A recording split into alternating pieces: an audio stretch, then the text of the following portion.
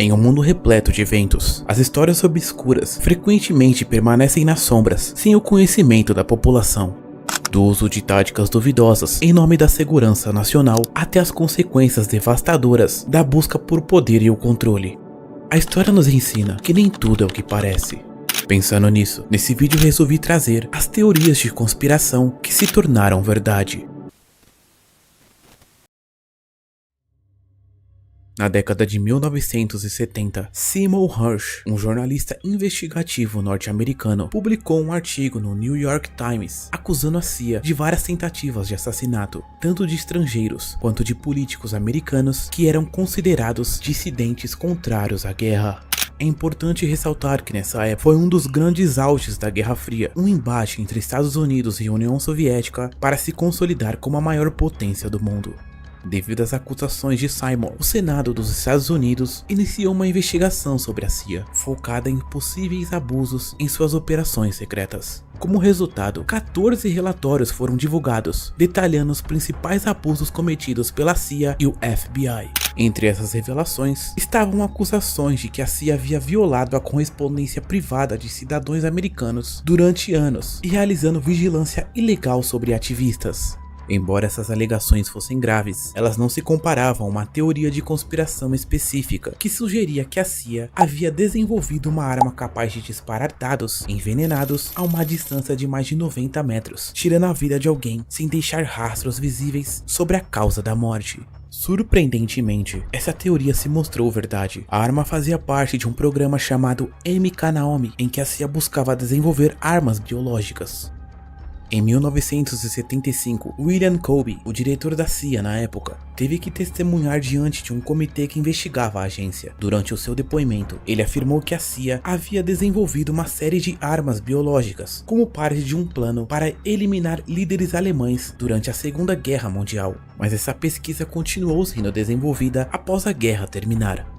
Colby também descreveu que a arma de dados era totalmente silenciosa, alimentada por uma bateria que ficava embutida na mão do usuário. O alvo sentia uma leve picada, semelhante à de um mosquito. Curiosamente, a toxina usada vinha de um molusco, o que tornava impossível identificar a causa da morte, fazendo parecer que a vítima tinha sofrido um ataque cardíaco. Além disso, o dardo era projetado para se dissolver dentro do corpo, deixando apenas uma pequena marca vermelha do ponto de entrada. Quando questionado se a arma apelidada de The Heart Attack Gun já havia sido usada em alguém, Colby alegou que ela tinha sido utilizada apenas em experimentos e que não havia registro de seu uso real. Como parte da investigação, a CIA teve que entregar a arma ao comitê e algumas fotos foram divulgadas.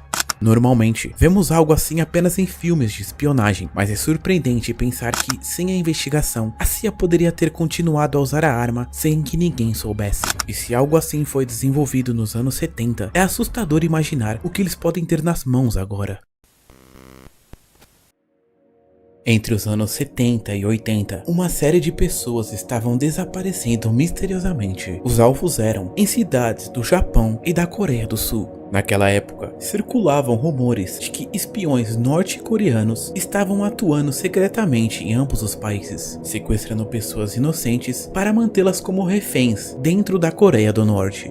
No entanto, principalmente o governo japonês tratava isso como uma teoria da conspiração, sem qualquer fundamento. Só que quase uma década depois, após um evento perturbador, a verdade veio à tona. Em novembro de 1988, enquanto a Coreia do Sul se preparava para sediar as Olimpíadas em sua capital, um avião da Korea Air explodiu em pleno voo, tirando a vida de 115 pessoas.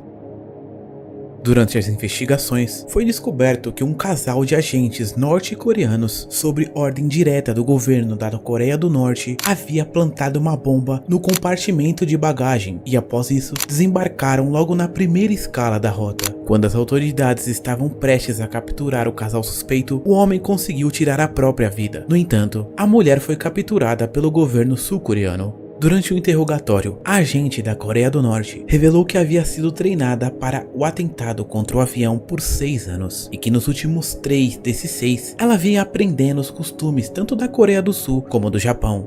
A ideia era que essas pessoas sequestradas e presas dentro da Coreia do Norte ensinassem os costumes japoneses e sul-coreanos a esses agentes disfarçados, para que eles passassem despercebidos pelas autoridades dos países. Muitos desses sequestros ocorreram de forma descarada, em plena luz do dia. Após isso, as vítimas eram levadas de barco até a Coreia do Norte. Embora alguns possam pensar que as vítimas que foram sequestradas estavam envolvidas em algo suspeito que chamou a atenção do governo norte-coreano, as investigações indicam que a maioria eram pessoas comuns, que estavam no lugar errado, na hora errada. Uma mulher foi capturada enquanto caminhava para a aula de tricô. Outros 2 foram sequestrados durante uma viagem de férias na Europa. Até mesmo uma garota de 13 anos foi levada enquanto voltava da escola para casa. Algumas dessas vítimas foram sequestradas para o roubo de identidade, enquanto outras eram levadas à força para ensinar a língua e a cultura japonesa e sul-coreana. Após a confirmação dos sequestros, o governo da Coreia do Norte foi forçado a se desculpar, mas alegou que apenas 5 das 17 vítimas ainda estavam vivas. Nos anos seguintes, o governo norte-coreano enviou o que alegava ser os restos cremados de alguma das vítimas falecidas. No entanto, testes de DNA rapidamente revelaram que a maioria desses restos eram falsos, levando o governo japonês a acreditar que muitas dessas vítimas ainda poderiam estar vivas, vivendo dentro da Coreia do Norte.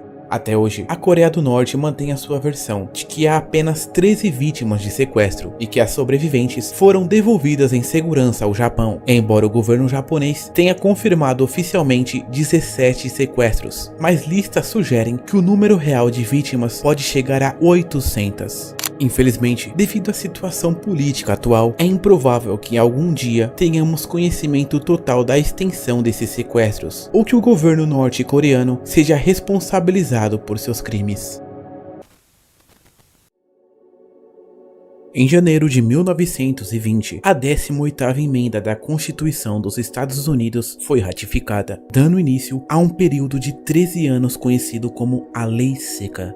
Essa foi uma época que foi proibida a venda e o transporte de bebida alcoólica dentro do país. Durante esse período, o governo impôs medidas rigorosas para evitar o comércio clandestino de bebidas alcoólicas, o que acabou favorecendo o florescimento do mercado negro de álcool. Era praticamente um paraíso para a máfia, onde as autoridades fechavam um bar e outro surgia poucos dias depois.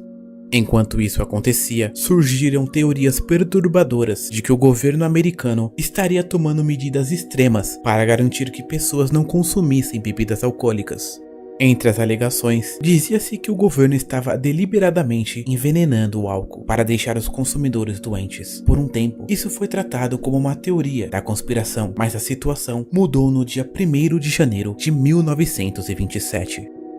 Um hospital em Nova York identificou 41 pessoas que perderam a vida por conta de envenenamento alcoólico. Autópsias revelaram que muitas dessas vítimas haviam consumido metanol industrial, que é fatal, mesmo em pequenas doses.